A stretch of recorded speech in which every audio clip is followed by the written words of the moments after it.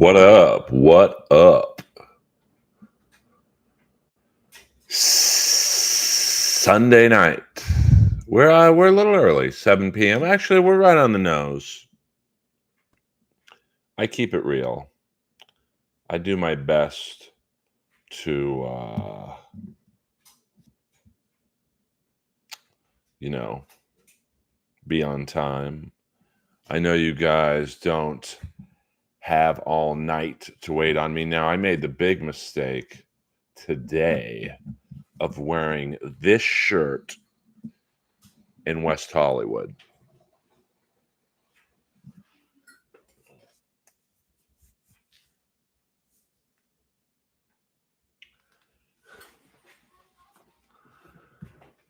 I mean, talk about a mistake. Oh, good. I mean, I don't know how they can call it Quiet Riot with,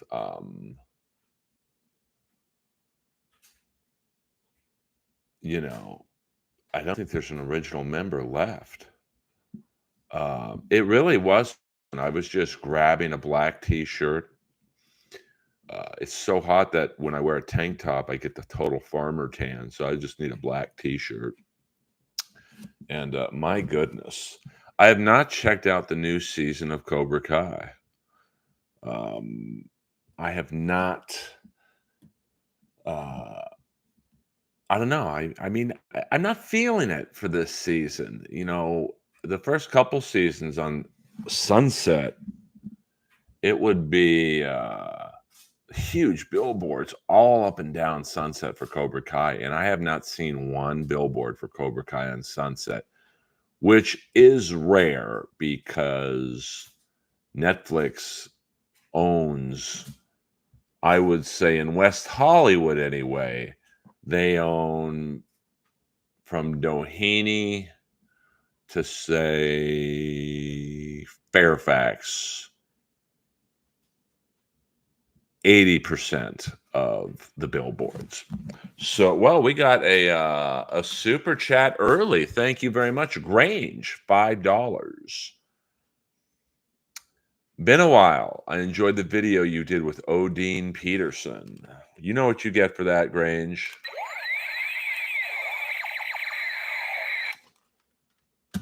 Now, for those of you not knowing who Odine is, Odine was the original singer from Motley Crue, and he just randomly walks around the Sunset Strip, just telling anyone who will listen to him who he is. It's kind of sad.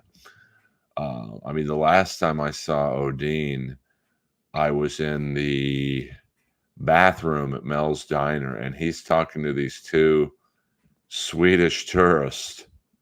I used to sing in Motley Crue, and he's like, it was bad.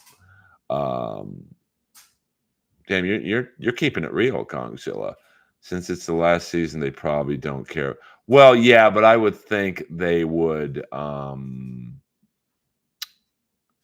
at least have one billboard. I mean, there's from Doheny to, if you know Los Angeles, from Doheny to Fairfax, that's a couple miles of billboards.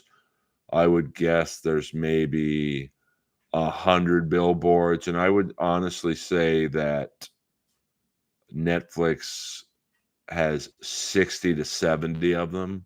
You'd think they'd throw out one billboard for, really their cash cow, but, who am I to criticize Netflix? He probably would stop by for $10. 100%. Everyone comes here to make it. Fortunately for me, I was already born here. Well, I like Thomas Ian Griffith. I'm hoping he is a villainous bad guy, as he always is in the Cobra Kai story arc. And what I like about Cobra Kai, this season notwithstanding, because I haven't seen it yet, is that they're kind of in on the joke. I mean, they know that this show is ridiculous. Two guys now in their late 50s carrying a beef from 1984 to now, and now their kids are beefing, and um, but they also do it right with the nostalgia. You know, you're bringing in Martin Cove, Thomas Ian Griffith, Sean Kanan, who was Mike Barnes. You know, I thought there were some. Now, it's not going to make or break the TV show, but I thought they could have brought in Larry B. Scott, you know, the black dude from Revenge of the Nerds, because he was in Cobra Kai, uh, the first, uh, the first Karate Kid, and Sutherland. What's his name? Not Keith Sutherland, is it? Who plays Dutch? He was like the bad guy in the first Karate Kid movie.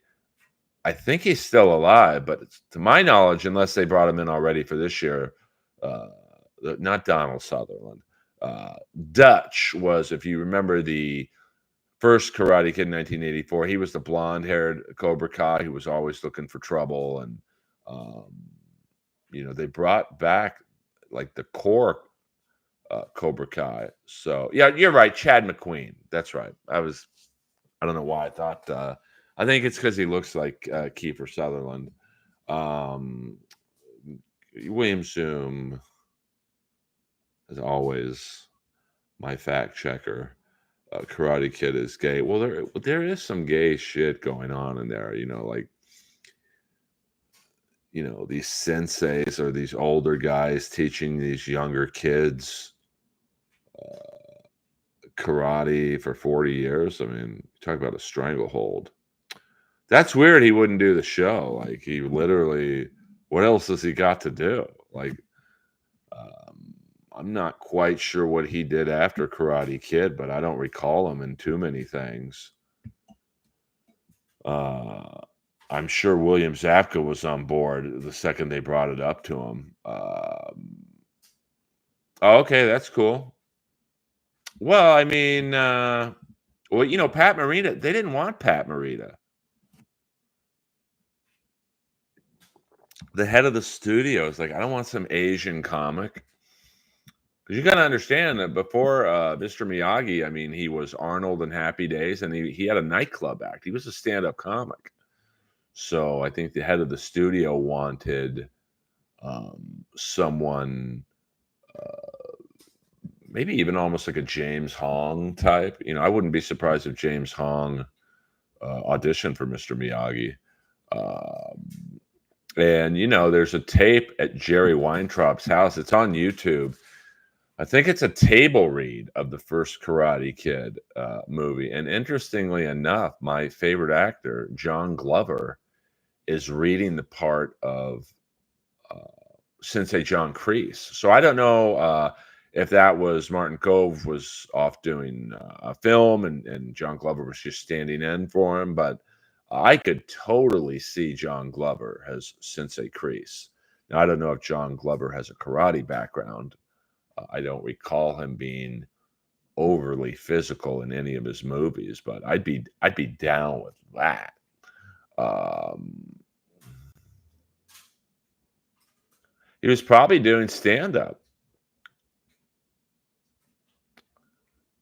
Oh, I love John Glover. I mean, it makes me sad that more people don't know who he is. I mean, I guess he falls into that vein of a character actor, but you know, William Zoom. I don't know that question that Queen On is asking. You know, but great villain. You know, I think he got almost typecast to play villains because he was so good in 52 Pickup.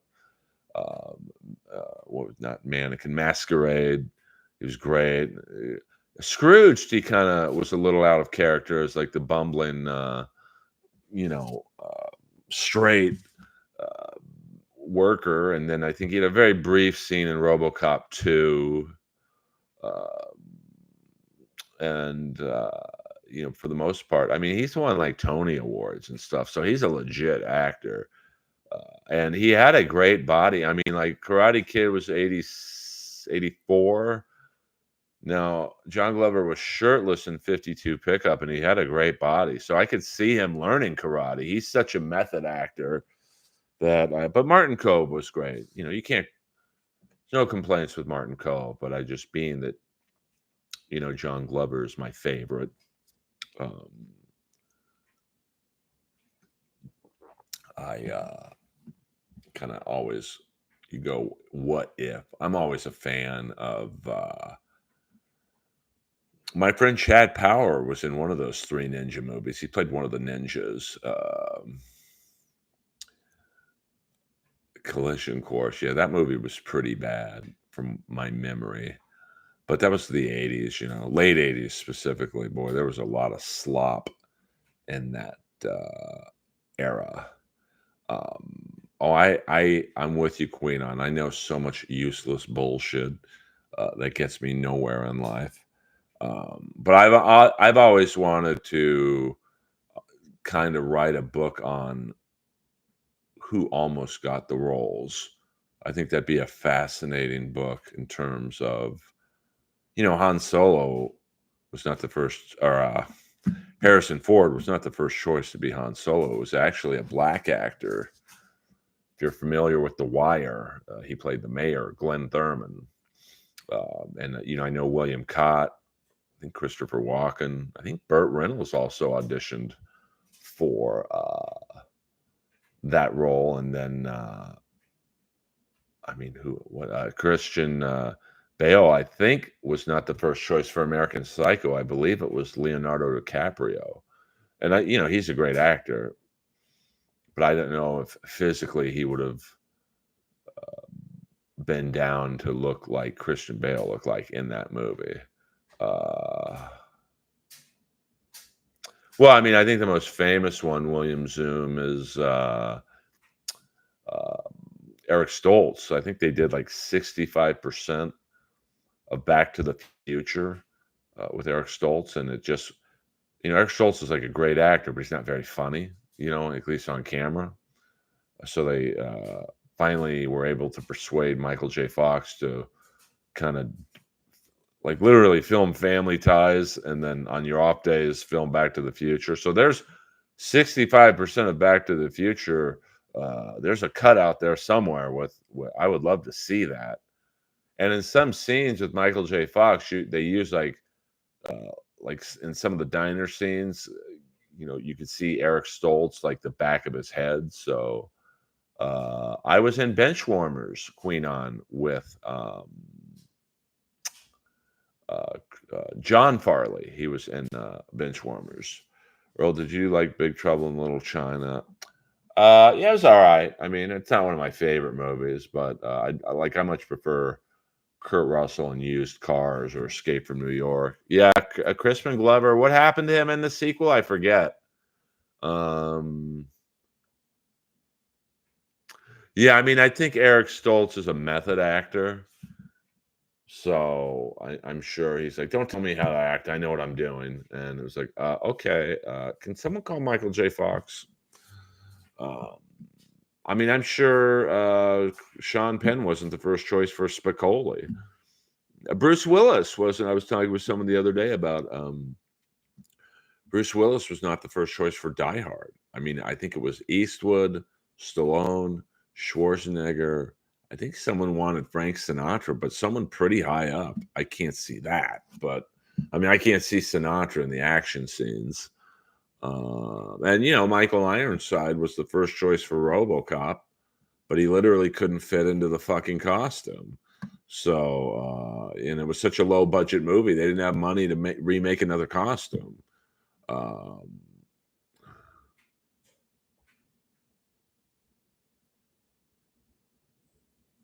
Oh yeah, that sucks. Well, welcome to Hollywood, Grange. That shit goes on all the time.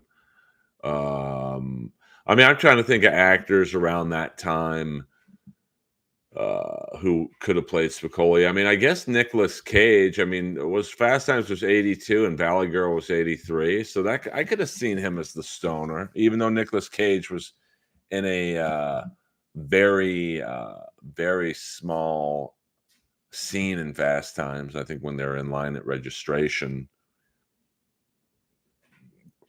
And I think Cobra was originally loosely the script for Beverly Hills Cop. and Stallone said something along the lines of, "Hey, I'm not funny. This is a comedy. We got to make this shit violent." Yeah, it was Nicholas Coppola. Um, what teenage movie? Uh, what was that movie I saw Crispin Glover in? It's one of the great teen romp movies. Let me look up Crispin Glover's name in here. Well, my friend was the casting director um, for Con Air, and he said, I think Mickey Rourke auditioned for the. All right, let me look up this Crispin Glover. He auditioned for the John Malkovich part, and he came in so crazy. I think he stabbed one of the casting people, and they were like, "This guy's fucking nuts, a little too nuts to play Cyrus the Virus." What was that Crispin Glover movie? Not the fact of the kid. My Tutor. Yes, My Tutor was. Let's see who was in My Tutor. It's 1983. Let's see who was in. We got Matt Latanzi. Karen Kay, who I had a big crush on, Clark Brandon. And then no one really of note. Kitten Natava Dodd, who was friends with Patty Please. Thank you very much.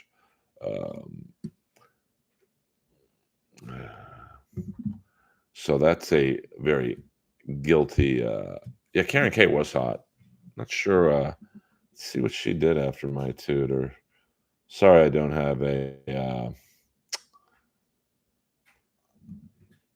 I don't have a.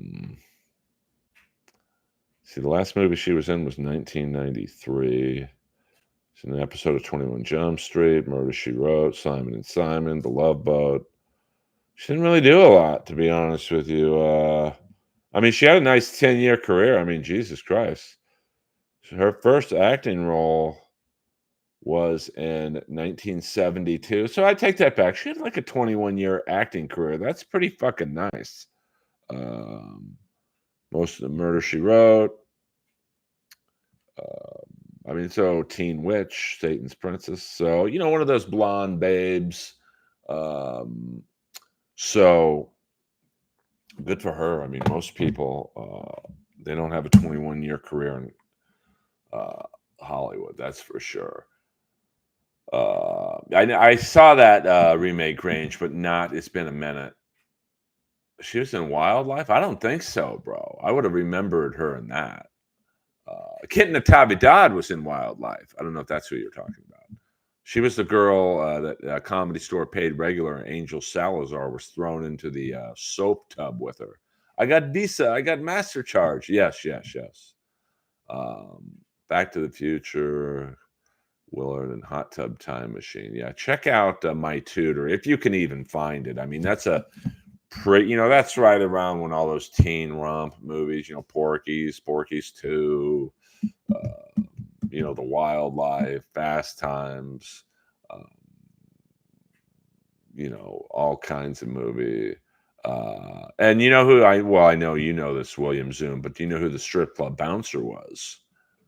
I'm sure you do, but a lot of people, if you don't know what Kevin Peter Hall, the actual Predator, looks like, you can see him in a very brief scene at the end of Predator where he goes, "What the fuck?" Where he was the helicopter pilot. They threw him a little bone, but he also was the strip club bouncer in The Wildlife. And he told Eric Stoltz, "Don't touch the girls," and then slapped him. I haven't seen The Wildlife in a minute. There's another movie called The Wildlife that whenever it's on, I get all excited because I go, "Oh my god, it's on!" And then it's The Other Wildlife. It's kind of like The Other Karate Kid or Heat. Every time I see Heat's on, I love Heat. Michael Mann, and then I get all excited and I turn on and it's the Burt Reynolds heat when he's a down and out bodyguard in Vegas, co-starring with the great New York Jet lineman Joe Klecko. Have you ever been to the Kookaburra Lounge yet? Now, I have not. I spoke with the owner, and because I was trying to set her up with a charity gig, and she's like, "When are you going to stop by?" And I'm like, "Stop by? I'm not going there to hang out." So, I mean, she don't need me, but I'm not going to go to a comedy club to hang out. I'm a paid regular at the number one club in the world. You should be honored to have me on. And I've seen some of the people that have been at the Kookaburra Lounge. They wouldn't be allowed at the open mic at the Comedy Store. Sorry.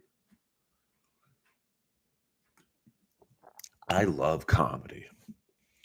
Um, yeah, I don't see Stoltz too much in anything, That's another dude, nice 20, 30-year career, probably peaked at Pulp Fiction, and then he probably directs and produces, stuff like that. Like Keith Gordon, you don't really see Keith Gordon in anything, but he still produces. Uh, yeah, well, if you bring up Michael Biehn, I had no idea that in Aliens, the Michael Biehn part was originally going to go to James Remar, and I guess he had some personal problem and had to leave. I could see James Remar as Michael Biehn, or I could see him as Hudson. The Bill Paxton part. Always complaining about the money and shit. Yeah, I'm not gonna go schmooze at the Kookaroo Lounge. Um, so, well, there's Heath. There's another bait and switch Karate Kid. I mean, I love Katie, who's the owner of Kookaburra Lounge, but like, come on, I've seen who you just passed as paid regulars. Um, I mean, if I was her, I'd just go to the Comedy Store and pick off every paid regular. Say, hey, the night you don't have a spot at the store, why don't you come do my club? Um, yeah, I think it was some kind of court case or something.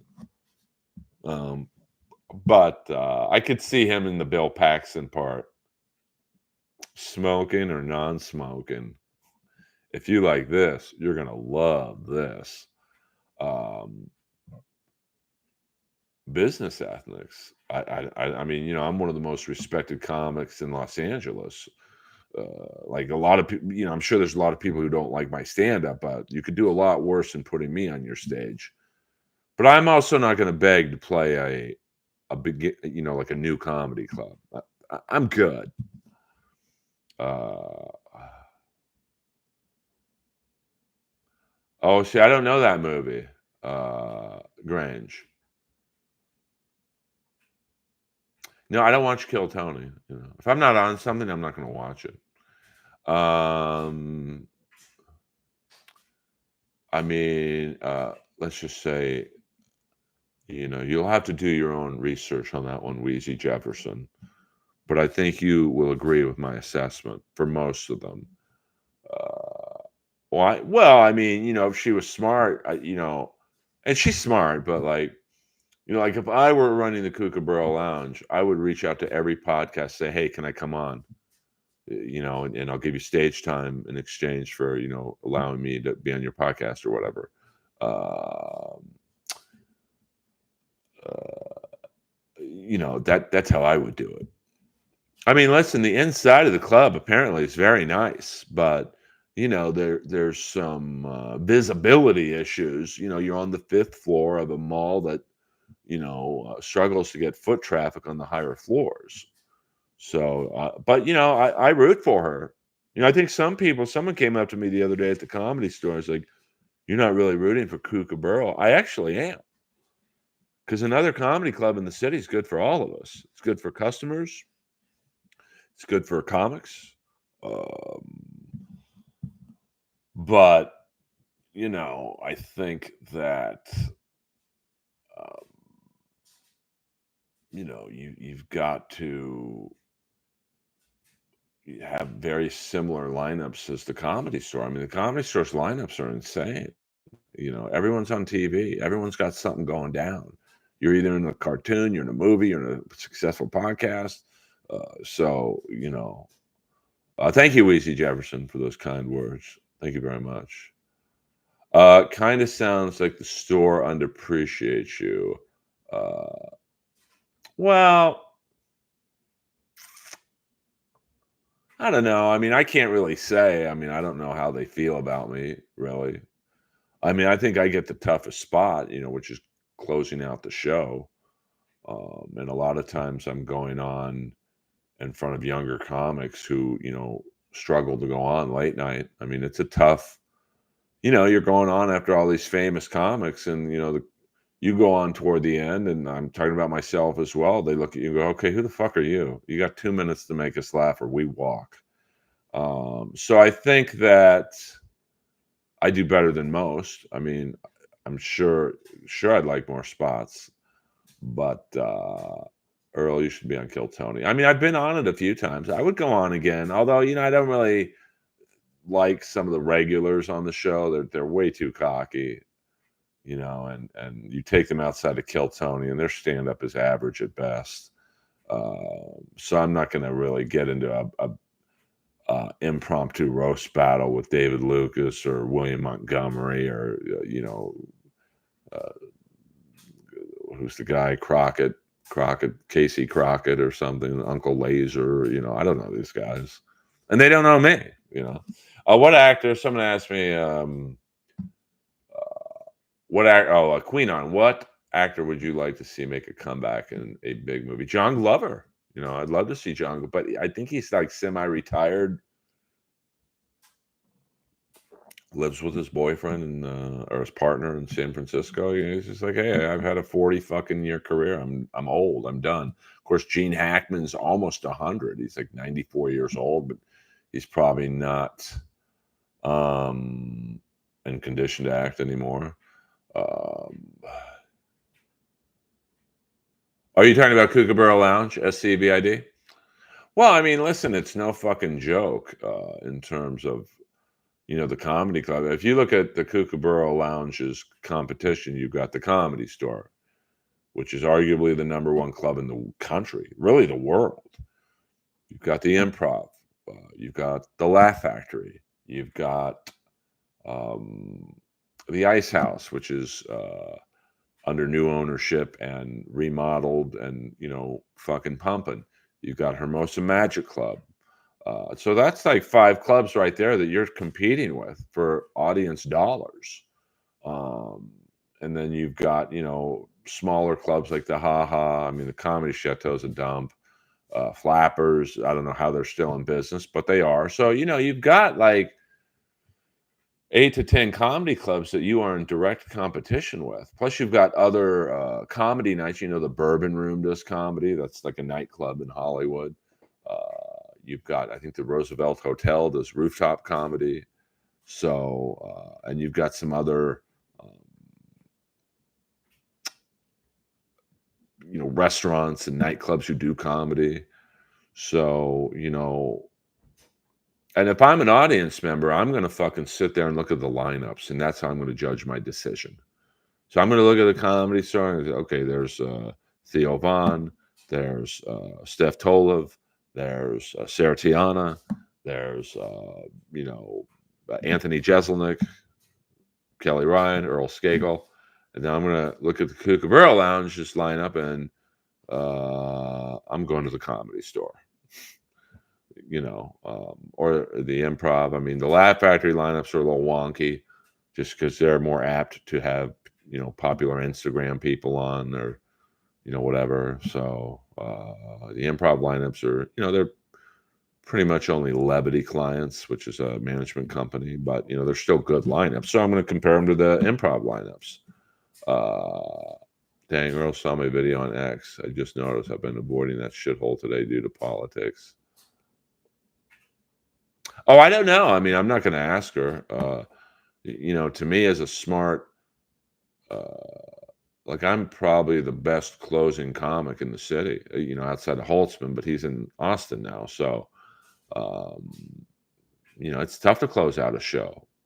I would think I would have been one of the first phone calls. Not because I'm a draw, but because you need the last comic. The toughest spots are the first comic 'cause you set the pace of the whole night, and the last comic because you want people to leave with a good impression. So listen, I hope she does well. I mean, be honest with you, the club isn't where I would have put it, but you know, apparently they did a great job with building it. Now it's just you have to find creative ways to get people in there, and it's tough. In this economy, you're asking. Every time I'm at the comedy store, it's not lost on me that to go to an evening at the comedy store, it's 20 to $25 to park. I think the hotel next door is $25. Um, it's 2 drinks, so if you're on a date, that's 4 drinks. So, and plus the admission of the tickets, unless you knew a comic who got you on the guest list. So you're talking easily, it's $100 to go to a comedy club, and if you kind of add in the dinner, which is probably $100 to $200, it's an expensive evening to go out. So the lineups have to be stellar. And that's why the comedy stores sold out almost every show. Even tonight there's a Sunday show. I guarantee it's almost sold out. Even in this heat. Um, it's so I don't know. Maybe she doesn't. I don't think it would hurt you to go there and test. Yeah, William, it's not a good look for a paid regular at the comedy store to loiter around a club that's, look, I say it's beneath it, and I don't mean that in a mean way, but it's like an NBA player going to a summer league game, hoping to get asked to play. Oh, you're probably right. I mean, there's a couple comics I've seen that were, newer paid regulars there, and it's like, oh man, I bet you're not even getting paid. But I don't know. I don't know their business model, so I can't critique it because I don't know it, to be frank. But I do root for it. I know it sounds like I'm not, but I mean that's the great thing about stand up is if you take a stand against certain business practices, well, fuck this place. Great. See you later, Earl. There's 40 comics behind you who'll do it. I mean, she probably will, but I think she's friends with Piven, so I'm sure Piven will be there. That would be awkward if he has to bring me up to close out the show. Well, but listen, if I were her, I would book Schaub. He's a horrible comic, but he's going to draw. If you put his name, or I don't know if they have a marquee, but if you put his name on it, hey, Brendan Schaub tonight, the place will be crawling with UFC fans. Like, I get it, you know. So like I understand that part of the business. Yeah, but I don't think Schaub could like follow anyone funny. Like, I mean, that's part of the reason I think his first special was bad because he had to follow Rogan. Like Rogan basically for that first special did the audience warm up. And Rogan just fucking around was probably killing. I didn't see his part. So I mean, could like clean up the place. Oh, well, no, I mean, listen, if I had a comedy club, I mean, it's tough. You got to either take a stand and say only the best comics get on, even if they're not draws, or I'm going to book people like Schaub because I know the UFC freaks will come in and watch and heckle them and whatnot. I mean, I see that side of the story, but it's also like when you have like my friend, she's very popular on Instagram. She has over 1 million followers, and she gets booked at the Laugh Factory. Like, it's insane. I can't get them to return my email.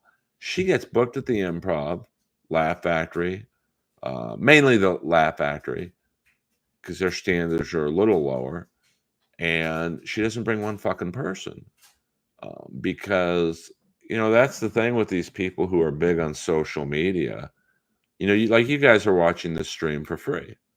Hey, it's 7 p.m. It's Sunday night. Let's listen to Earl or MLC or whatever you listen to. Um, but you guys are all in your home, and Grange, like, you're not watching it for free because you have the ability to super chat. But even if you super chat, it's maybe $5-10 total, which beats going to a comedy club where you're spending, in some cases, hundreds of dollars. So, well, I get why he has a following. I don't hate on him for having a following. I mean, he was a famous UFC fighter, and he was pretty good. Like, not toward the end, but he was a pretty good fighter. Um, so and Piven's a great actor. I've always said that he's a very good actor. He's a horrible comic, but so if you're the Kookaburra Lounge, you're kind of stuck in that middle ground of, okay, well, Schaub's not funny, but he'll pack the place for us. What do you do? It's tough. I mean, I understand that. I mean, that's why I like the Comedy Store, is that they only book uh, or past funny people. Like, they don't care if you have a following. Dane Cook's not past at the Comedy Store because, is he famous? Fuck yeah. But like, he's not. He doesn't fit the vibe of the Comedy Store. Now, some people go, "What?" It's just the way it is. Let me get in my car. Yeah, 100%, Rudy. That's what I mean. Like, so, and especially now with streams and shows on YouTube, like, obviously Kevin goes on late Saturday nights, so you have a decision to make. Do I stay in my underwear and listen to MLC, super chat them a couple bucks every hour or whatever? Or do I go in my car, pick up my girlfriend, find parking, pay for it, restaurants, it's expensive to go out. So, uh, there's a lot of competition. So I think that's why I've always felt the Comedy Store, I just like how they operate. It's like you get on these stages, you're going to be fucking funny. Of course, not every comic's going to be for everyone. I'm sure I'm not for everyone, but you can't say I'm not funny. Uh, uh, does Jeff Ross still work at the Comedy Store? Yes, he does. A lot.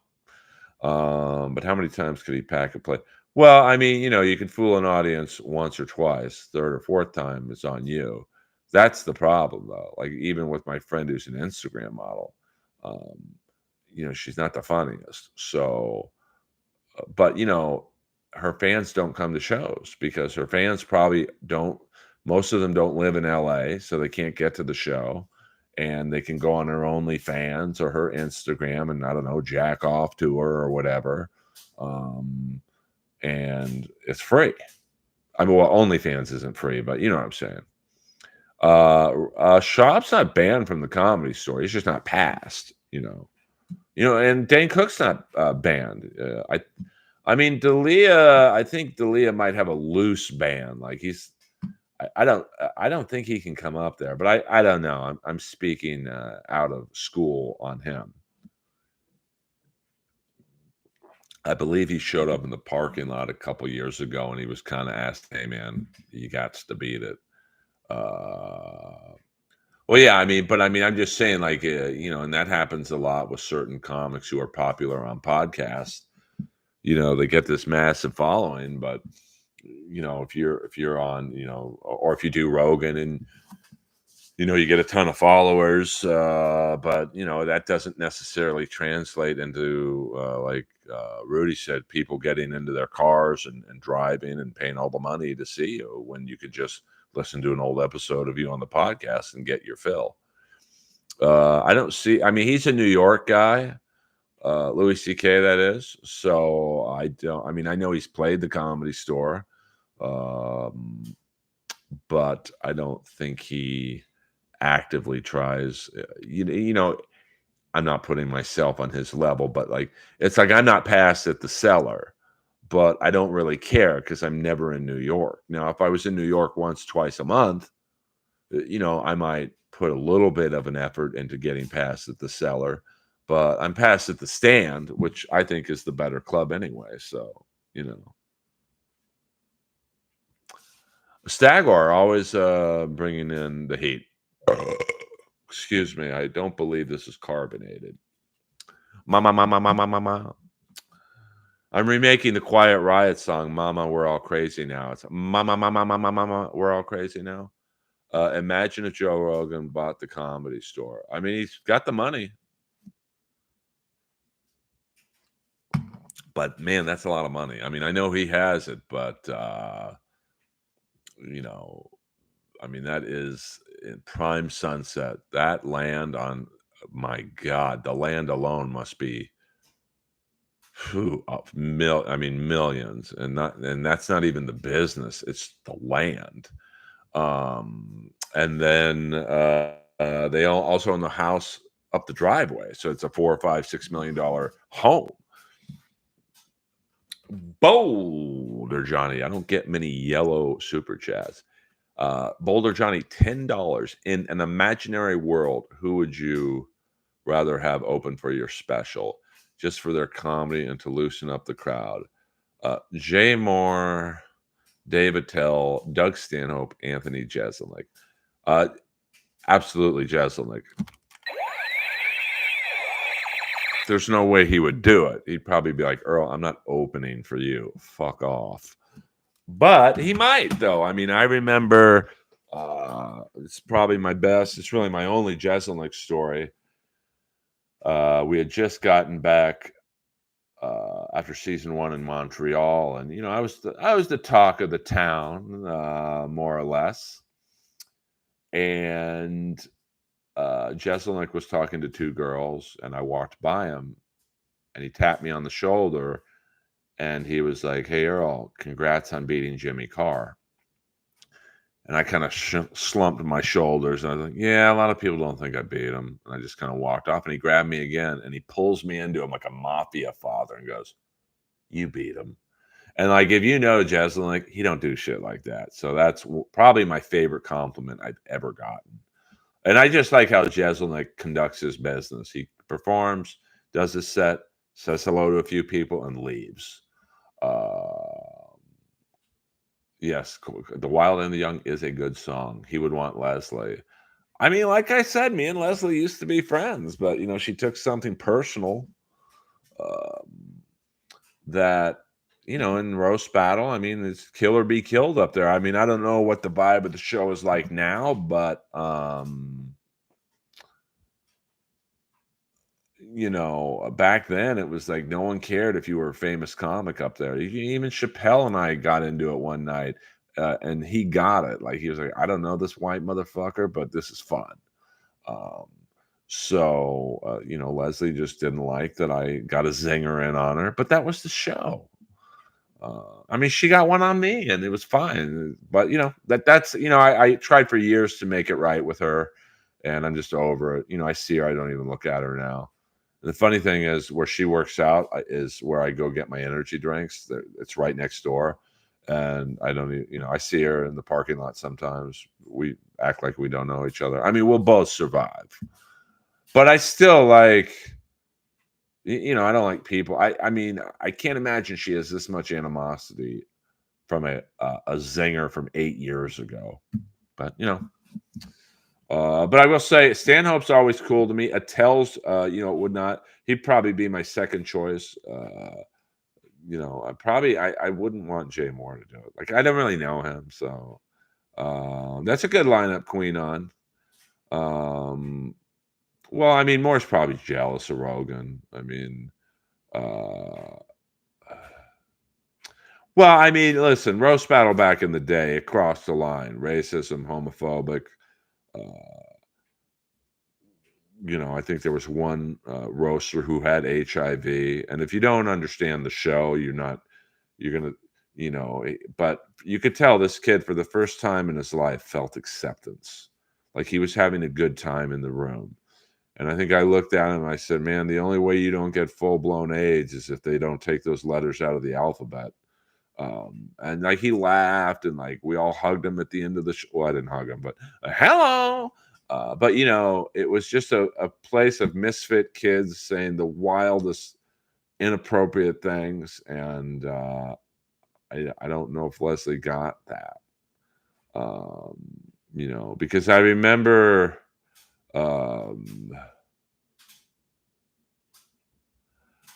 remember, when she came up there that night, she was kind of overtaking the show. And, like, she wasn't really even judging it, she was just being loud, and, that's the thing about roast battle is even Chappelle would secede to these open micers because he knew that roast battle wasn't about any one person, it was like the Wave, Jeff, the judges, me, the battlers, Moses, it was like a group effort, um, so I don't think Moore's jealous his career he's had a solid career, but he ain't Rogan. I mean, Rogan is a monster. He's probably the number one touring comic in the world, the number one podcaster in the world, and Jay is neither of those. I don't dislike Jay. I'm just saying. Uh, I mean, kudos for him.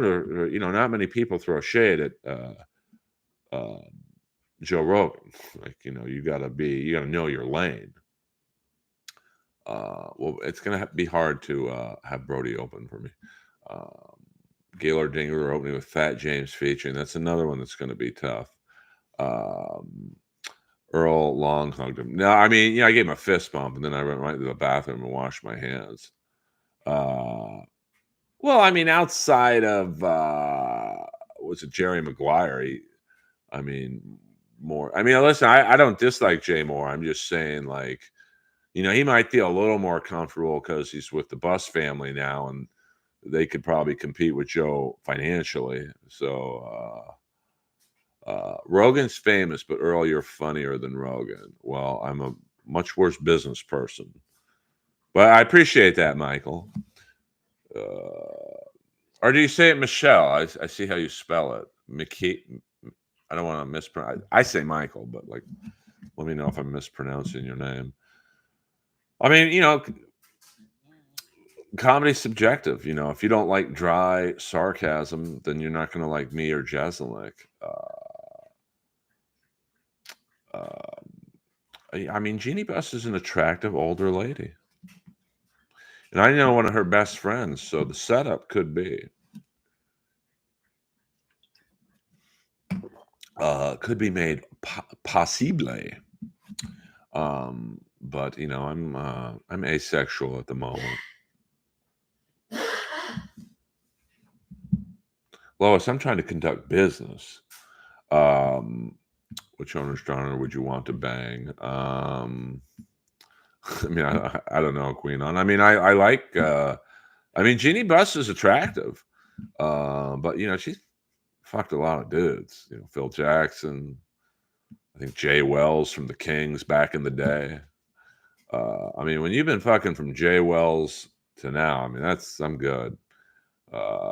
What energy drink you got going on there tonight? It's a new flavor, at least new to me. Monster Ultra Strawberry Dreams. It's not the best tasting, but I'm thirsty.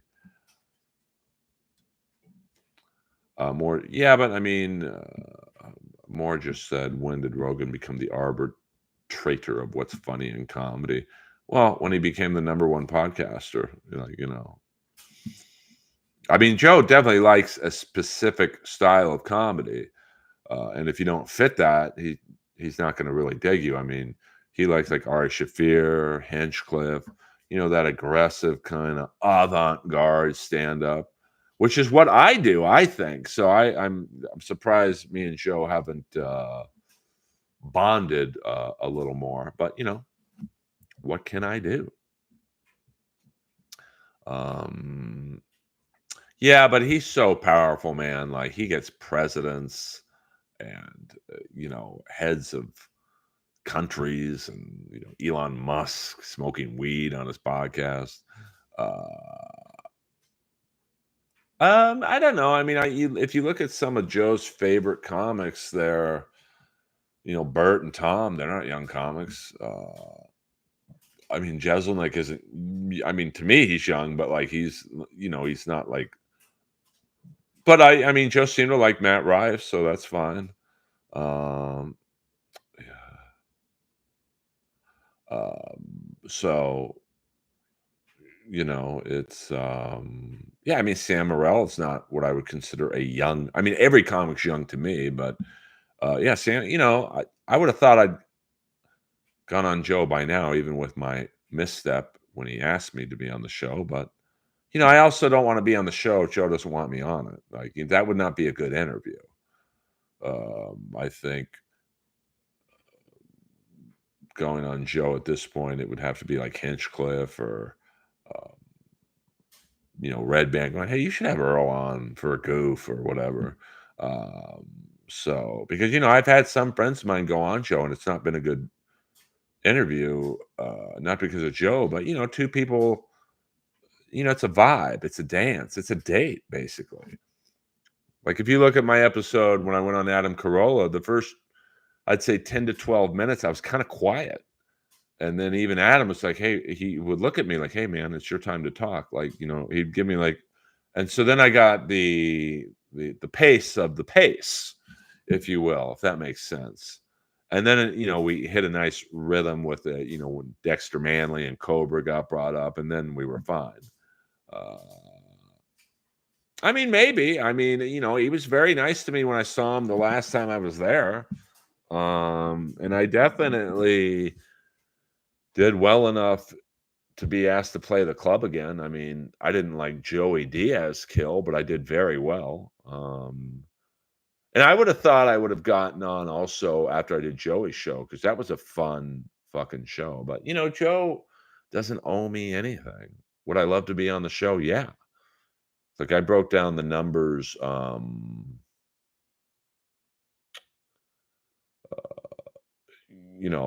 other day on the stream where I had 11. I think I have 11,900 plus legit followers on both Instagram and Twitter. And if I got on Joe's show and had a good interview, which I know it would, I'd wake up the next day with 50,000 new fans. Like if it's a good interview. I mean, I don't see me and Joe being a bad interview, but you never know. I mean, I do struggle. Weirdly enough, the number one demographic that I struggle with are headlining comics around my age, and I've never been able to understand it. Um, I think Joe liked Earl a lot before the Jeff Ross feud. I don't know. I don't think that has anything to do with it. I mean, I don't think Jeff and Joe are like best friends. Um, see, I don't know anything about L content, but I did read Joe's friend's book. He was like this crazy elk hunter, but he's a positive speaker. So I thought, I'll tweet at him after I read the book. Well, if Jeff screwed Joe the way he did Earl, he might see things differently. I mean, that's my whole point. I mean, I was at the Comedy Store the other night, not to talk about Jeff, because you guys know the story. It's probably boring to you guys at this point, but this person is friends with both of us, and she was trying to be a mediator, and I'm like, you don't get it. You weren't fucked over on the two shows and taken off a roast of my best friend. So to you, he's just the lovable roast master, but to me, he's that. So I'm not the bad guy here. He drew first, second, and third blood, and then at that point, I started fighting back. Um, so I don't regret one word I've said about him because I've never said anything that I didn't mean. Now, is that the smartest business thing to do to take on a bigger comic? Probably not. But I still go up at the Comedy Store. I didn't, uh, not defame's not the word. I didn't libel or slander him. Everything I've said happened. So, that's just the way it is. Would you go on Joe Rogan if you had to smoke a blunt? Man, I think my mom would understand if I had to, but probably not. I'd be like, "Joe, listen, I'd love to do the pod, but I'm not gonna smoke. I'm not gonna do something I've never." No, I probably wouldn't. Uh,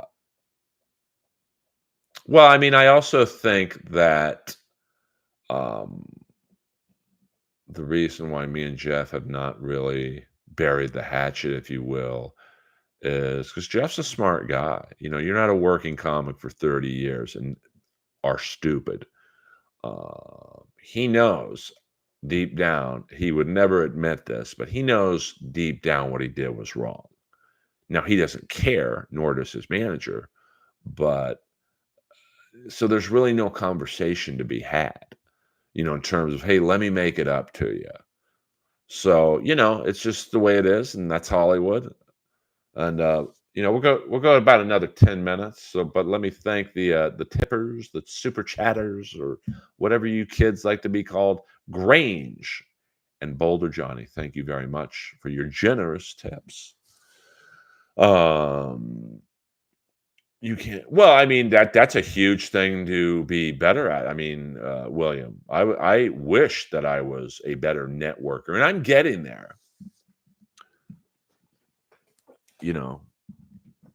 I have a friend of mine helping me right now getting into a loop group, which, if you guys don't know what a loop group is, um, basically they shoot a movie, they film a movie, uh, and the sound is off on one scene, and the actor is like, he's busy doing another movie, so he can't come in to fix it. So they have voiceover actors come in and loop the lines. I mean, it has to be obviously someone you sound a little bit alike, like I would probably be called in for Dylan McDermott, Rob Riggle, Billy Brown, James Earl Jones, maybe uh, any deep voice actor.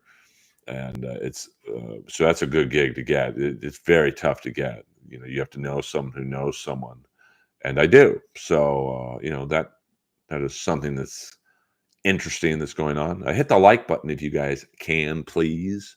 Rogan expects people to buy into his lifestyle if they want the kiss. You better drink the whiskey, smoke the cigar, and get the stem cells. I would get the stem cells, but I'm not gonna. I'm not. I would never drink booze to get on Rogan. Jiu-jitsu, I'd be like, hey, just don't touch my right leg. That's my torn ACL, which of course would probably want someone to touch my right leg.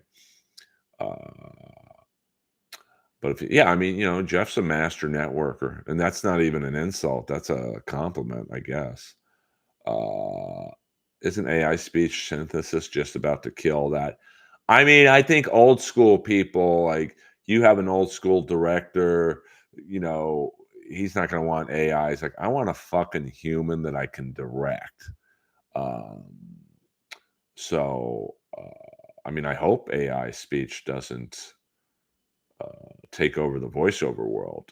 I'd be doing a lot more of these streams. Uh, yeah, I mean, I would like, but see, it's not work for me, doing voiceover work. I love it because I'm good at it because I'm fast. I'm not asked to do high, low. My voice in a $1 million studio system sounds fucking amazing.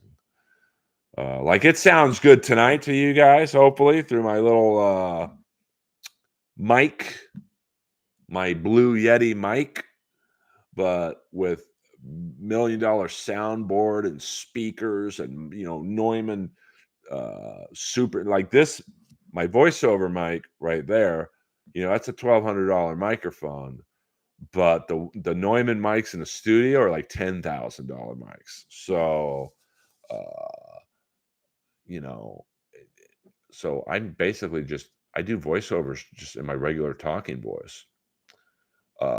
Wasn't the last strike basically to stop AI from cutting into that? I mean, it was a little bit of it. I mean, I think, um, even like the Law and Order guy, I mean, that guy makes a fucking fortune. I don't know what that guy makes. This is Law and Order Sexual Victims Unit. These are taken from true stories. You could do an AI version of that guy's voice and you don't have to pay that guy. But I think NBC, Dick Wolf, they want a real guy. If you're in that Dick Wolf, you know, age, you want to work with humans. Now, some of the younger people, like if you're a young guy doing a show on FX or whatever, you might go, hey, let's just get an AI voice, save some money. I remember when Mike Rowe was a local voice guy selling real estate in Baltimore. Yeah, I mean, that guy fucking killed it and is killing it. He's got a good voice. So I would be called in on maybe a Mike Rowe. I don't know if he does a lot of acting, but maybe he does a voiceover.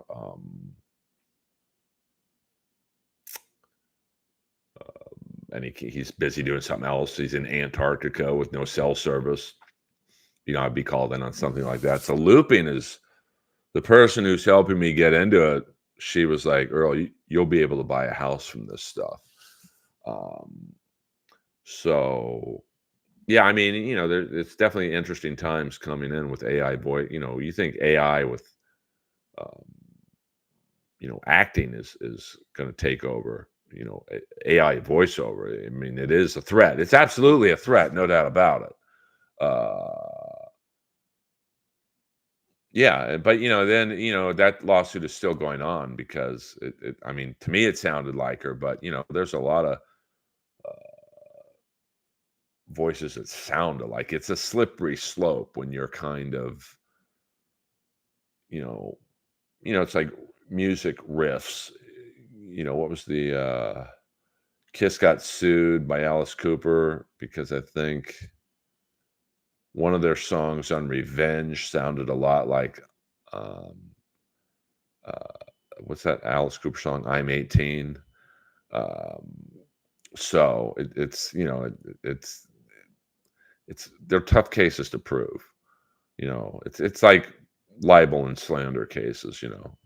We don't have to get into how I know that, but um, you could say, well, Earl's voice sounds like Mike Rowe's, but it's not. Mike Rowe can't sue Earl. I mean, it's Earl's voice. But Mike Rowe's people could say, well, they were trying to make people think Earl was Mike Rowe, and I mean, it's a slippery, slippery slope for sure. Um, so it'll be interesting, future negotiations. I mean, there's a lot of money in cartoons, and cartoons are great because they don't really cost that much to make. Like the Jellies was very bare bones. I mean, the animation by Augenblick Studios was rudimentary, but that's what Tyler wanted, so it worked. I mean, that's probably the most expensive stuff is the actual animation. I mean, you look at Beavis and Butthead, Mike Judge basically does all the voices. And I think there may be one or two lines, um, for another character that, Mike probably throws to a friend of his. Uh, but, so the biggest probably cost for Beavis and Butthead or Family Guy is the animation. Uh, Now, the animation was done by a company called Augenblick Studios based in New York.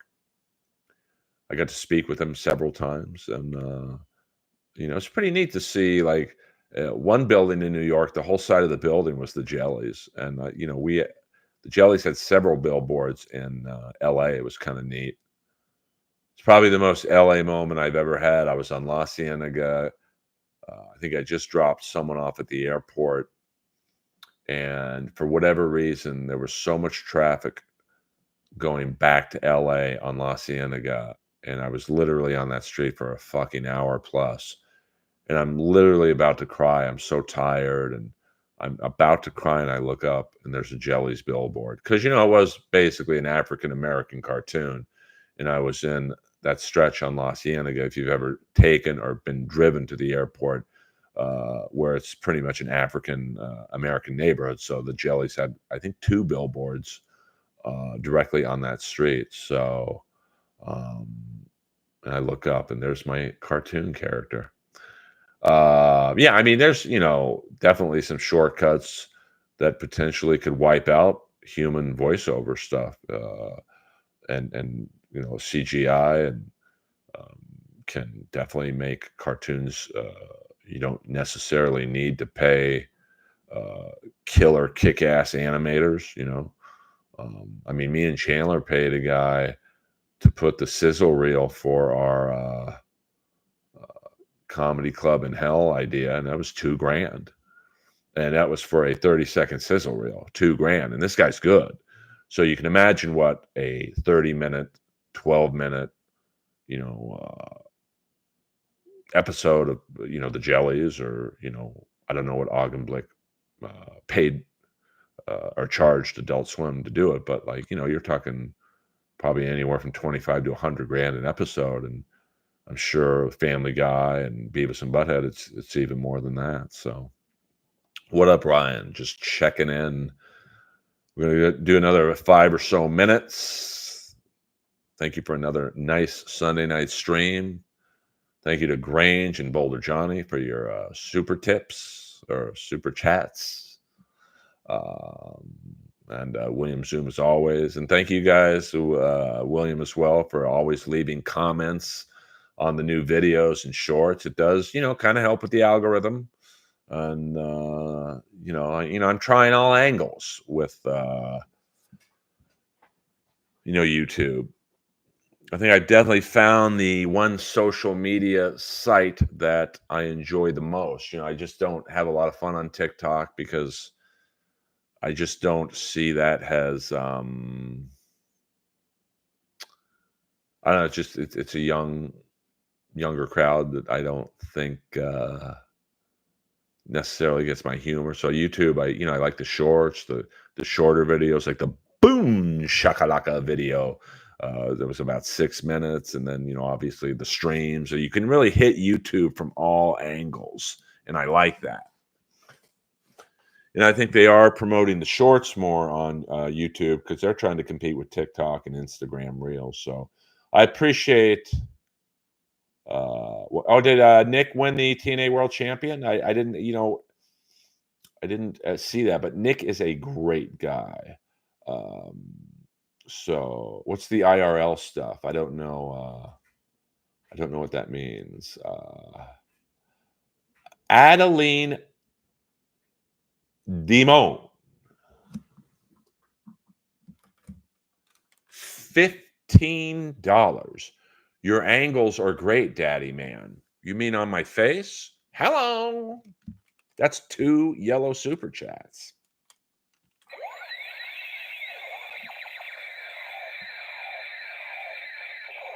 Oh, I see what you're saying. Yeah, I mean, I'm still trying to find out the best times to do those. The Earl on. Thank you very much, Adeline. You are Adeline's a new fan, and a female, I believe. I think she. Who knows? And what's what on YouTube?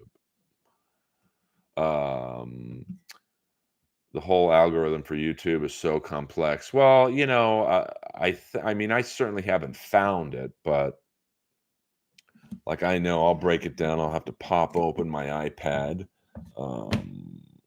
and let's see. Let's go into YouTube Studio. Go into Analytics, and I do like how YouTube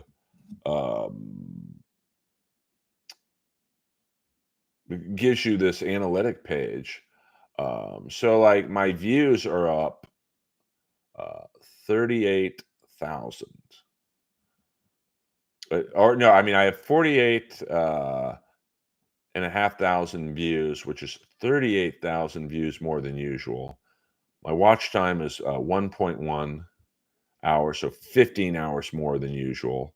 And my subscribers is plus 71, which is 10 more than usual. So, everything across the board is up in some categories more than others. But, I think the views is really from the shorts. Like to have 30,000 more or 30, what would that be? 30,000 more views than I normally would. That's a lot from the shorts, I think. I don't know if the long form videos, like even the Boom Shakalaka video, and by the way, Boom Shakalaka is still believed to be deceased.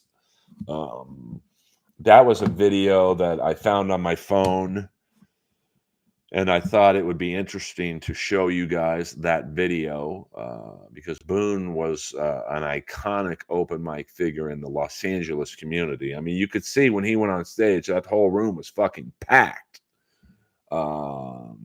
and you get a insight into why everyone loves Boone. He's fucking crazy. Um, so that is why I put that up. I realized people like William and AC/DC and Boulder Johnny, some of the Ryan as well, Queen on, some of the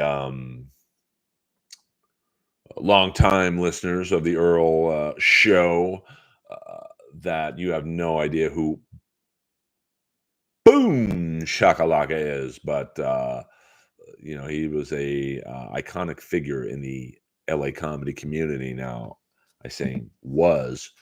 I have not seen Boone in since the pandemic when he started yelling at me in the middle of the street. Who killed that bung boy, George Floyd? And I'm like, Boone, not. This is when it was hot out. And put it this way, I for 10 years never didn't see Boone. I mean, the longest I would go without seeing him was 2 days. It's now been probably 3 years. So I believe, unfortunately, he's gone. I hope he's not. I hope if he came back to the Comedy Store, it would be, I'd give him my main room spot. But I don't think that he is no longer with us. Um, it's sad. The Comedy Store is definitely not the same without characters like him around. But I would guess it was some kind of. I'm going to assume Boone was not vaxxed. Not to talk about politics, but by the way, shout out to Joe Biden for getting stabbed in the back so much. He was like, "Fuck you guys, you can have it. Welcome to LA comedy, baby." But I don't know. I mean, Rudy, he was pretty LA based for 20 years that I knew him. I believe he had some type of family in San Bernardino, but I'm telling you, there's no way he would not have showed up at the Comedy Store the last 3 years. So, but I'm around so much death in stand-up comedy that someone like Boone dies, I'm sad, but it doesn't really bother me that much because, it sounds horrible to say that, but you know, I- you know, I mean, some comic died the other day. I was like sad for 5 minutes, and then I'm like, okay, I got to work out. Any coyotes left at the Comedy Store? There's a few werewolves there still. Who knows? What up? Who knows, Boulder Johnny? Anything's possible. We get the head of the Secret Service tomorrow. I hope Democrats and Republicans grill her. Jose, what's happening, Earl? Nothing, man. We're just about to end the stream, but we'll keep going for a few more minutes. We're just having a nice, friendly stream here. Sunday night seems to be the flagship show of the Earl Skakel Earlverse. And thank you to Kip Smith and Fred Quintana for my thumbnails and cover art, and Andrew Stovkin, who was the OG Earl cover art for Inappropriate Earl. I think he did like 230 of them or something. I mean, I lost money doing Inappropriate Earl. But never say never. If I get a good guest, we'll bring it back. What do you think of Adam Ray? Adam Ray's very nice. I get along with him. He's one of those guys you don't really hear bad words about. So, and his wife is a huge casting agent and casting director in animation. So I love Adam Ray. I can't wait for the Wonderland streams. Oh, yes. That's next Sunday. We'll do the Eddie Nash Wonderland Murder stream. It could be longer than I anticipated. We'll probably have to maybe even start off at the Studs Porno Theater. That's where, because you got to think an Eddie Nash stream, you got to talk about the music clubs he owned, John Holmes's affiliation. So you got to go to the Porno Theater on Santa Monica and Gardner. And then you got to go to Eddie Nash's house, which is up in the hills. And then you got to go to Wonderland, which I think it's like someone on YouTube did a drive from Nash's to Wonderland. And we'll do it at night too, just so I can it's a little easier to drive at night looking at the phone. I got to be careful. It's way too many cars on the road in the daytime for me to be looking at the phone and going like that. Yeah, I mean, he's really hit the Dr. Phil character right out of the gate. They said Eddie paid off a juror in the first trial. Yeah, he did. I mean, I mean, he knew everyone, man. Judges, lawyers. Of course, he knew a lot of lawyers. He knew cops. I mean, Eddie Nash had his fingers all over the fucking place. So, and I might maybe if I can find someone I trust, maybe someone else drive and I give them the locations and I can just read the super or not the super chats, but I could read the stream and be a little more interactive with the fans. So we'll see. It's the Wonderland or I'm sorry, the OJ tour. It didn't do as well as I thought it would, to be honest, but it did well enough where I would do another one about Eddie Nash, even though it's a real niche market. So, and then if another subject interests me enough, I would do a third. Maybe do a stream in the Valley. Show you my high school. Maybe I'll do a Notre Dame High stream late night. Show you where Daddy dominated in freshman PE. And then I saw black kids my age. I'm like, well, there goes my career. I mean, you got to understand, I've been the same size since the fourth grade. So in grade school, I was like Shaq and Blue Chips in that gym. I was just dominating. And then I remember I thought, well, I'll just fucking play football in high school and get all the puss. And I'm standing in line for the football tryouts, and these two black kids were in front of me. I'll never forget. They were both probably 6'4", 6'5". They weren't that muscular because they were my age, but they were big kids. I'm like, what grade are you guys in? And they're like, freshmen. I'm like, where are the golf tryouts? Boing! So that was the end of my athletic career. Although I did play one match for the Notre Dame High golf team. And I wasn't that good of a golfer back then, but, the coach liked the fact that I could take him to Bel Air Country Club and play golf. Hey, whatever it takes, man. We all palm. I palm, you palm, we all palm. So we'll go to a 1 hour and 20 minutes. So you've got 2.5 minutes to hit the like button, ask another question, whatever's. And then I'm going to walk Lois and I'm going to go to the gym in my Scissor Me Daddy shirt. So if I get raped at John Reed, I leave all my worldly possessions to Lois. You can send her your social security number and I'll cut you in on the super chats that are outstanding.